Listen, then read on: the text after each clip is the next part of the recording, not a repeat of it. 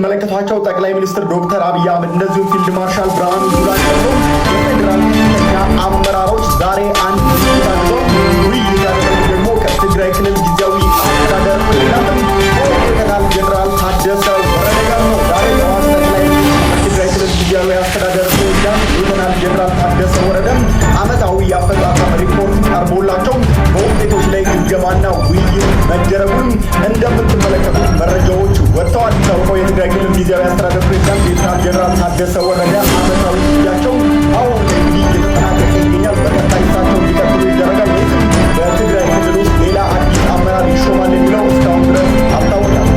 እጅግ አስደንጋጭ የሆነ ሰበር መረጃ እየተሰማ ይገኛል። ዶናልድ ትራምፕ እንደዛቱት እያደረጉት ይገኛሉ። ትናንት በስቲያ ደግሞ በትናንትናው ዕለት በኢራን ላይ ከባድ ጥቃት እንደሚሰነዝሩ እንዲሁም ኢራን በተስማማ ሲዝቱ እንደነበር የሚታወስ ነገር ከሰዓታት በፊት እንግዲህ በኢራን ዋና ከተማ በሆነችው በቴህራን በእስራኤል ደግሞ በአሜሪካ ጥምር ጥቃት እየተናወጠች እንደሆነ እየተመለከትን የምንገኘው።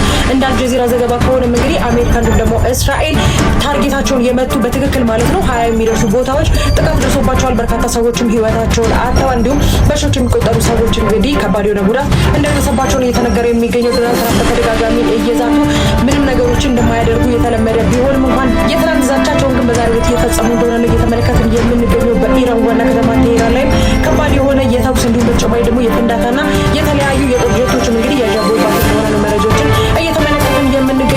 ኢራን ከዚህ በኋላ ውሳኔ ምን ይሆን የሚለው ነገር ይጠበቃል። በትናንትናው ዕለት የተገደለባትን ባለስልጣን በተመለከተ እንግዲህ ጥቃት ሰንዝራሉ ያለች ቢሆንም እስካሁን ድረስ ግን የተለዩ ወይም ደግሞ ከበፊቱ ማለት ነው የተለየ ጥቃትን ስትሰነዝር አልተመለከትናትም። ነገር ግን ኢራን በይሳት በጭንቅ ላይ ነው የምትገኘው። የመካከለኛው ምስራቅ ጦርነት አሁን ተባብሶ ቀጥሏል። ሁሌም ከሰላም ጎን ማለት ፈልጋለሁ። በዚህ ጉዳይ ላይ አዲስ መረጃዎችን ካገኘው በፍጥነት ይዤላችሁ እመጣለሁ። ስለዚህ መጫናችሁን አትርሱ። መታወቂያ ነው እንግዲህ ማሻር ከተማ ውስጥ የሚገኘው የባቡር አገልግሎት ሙሉ ለሙሉ ሰስፔንድ አድርጋለች። እስራኤልና አሜሪካ እንግዲህ የተለያየ ጥቃቶች እየፈጸሙ ነው። አንደኛው ደግሞ የባቡር መንገዶቹ ወይም ደግሞ ሬልዌይ ነው። ዶናልድ ትራምፕ ቃል በገቡት መሰረት ማለት የእስራኤል አርሚ ወይም ደግሞ የእስራኤል ጦርም እንዲሁ ኢራናውያን እያስጠነቀቁ ነው። ትሬኖችን ማለት ባቡሮችን እንዳይጠቀሙ ጥንቃቄ መልዕክት እያስተላለፉ ነው። የሚሆንበት ምክንያት የተለያየ ጥቃቶች ሊፈጸሙ ስለሚችሉ ነው። ትናንትና ዶናልድ ትራምፕ ሲቪሊያን ኢንፍራስትራክቸር ወይም ደግሞ የህዝብ መገልገያዎች ላይ ጥቃት እንፈጸማለን ብለዋል። ይህም ደግሞ አንዱ ሬልዌዮች ነው። ስለዚህ ከዚህ ምግቡ እንዳይጠቀሙ አሳስበዋል። አንድ በጣም የሚያስቅ ፎቶ ላሳያችሁ። ይህ ጥቃት ውስጥ መለከቱ ይህን አይ እስራኤል ውስጥ ይመስላል ኢራን ውስጥ ነው እና ሀሚድ ላሌ ዛር ይባላል። ኢራናዊ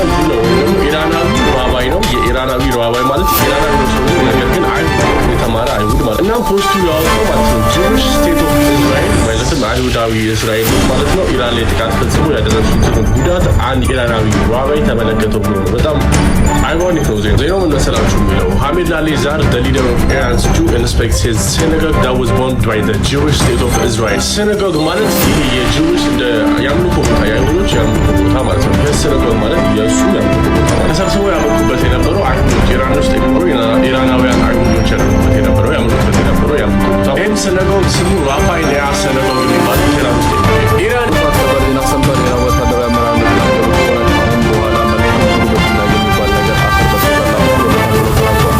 አመራሩን በአሁኑ ሰዓት እንዳሳሰቡትና እንዳስጠነቀቁት ከሆነ ካሁን በኋላ የአሜሪካን ንብረት የሆኑ እንዲሁም ከአሜሪካ ጋር አብረው የሚሰሩ ሀገራት የጋዝና የነዳጅ ኢንፍራስትራክቸሮቻቸውን እናወድማቸዋለን፣ ለዓመታት ሊገነቡት መልሰው ሊገነቡት የማይችሉትን ውድመት እናደርስባቸዋለን ሲሉ ተናግረዋል። ከዚህም በኋላ መልካም ጉርብትና የሚባል ነገር አይኖርም ወይም ኮንሲደር አናረግም። በተጨማሪም ራሳችንን መከላከላችንን አብቅተናል፣ ወደ ማጥቃት ዞረናል ሲሉ ተናግረዋል የኢራኑ ወታደራዊ አመራር። ይህም እንግዲህ አሜሪካና እስራኤል በኢራን ውስጥ በሚገኙ የተለያዩ ኢንፍራስትራክቸሮቻቸው ላይ ባደረሱት ውድመት ነው ተከትሎ እንግዲህ ማስጠንቀቂያ ሰጥቷል። ካሁን በኋላ መልካም የሚባል ጉርብትና የለም፣ ራሳችንን መከላከል አቁመን ወደ ማጥቃት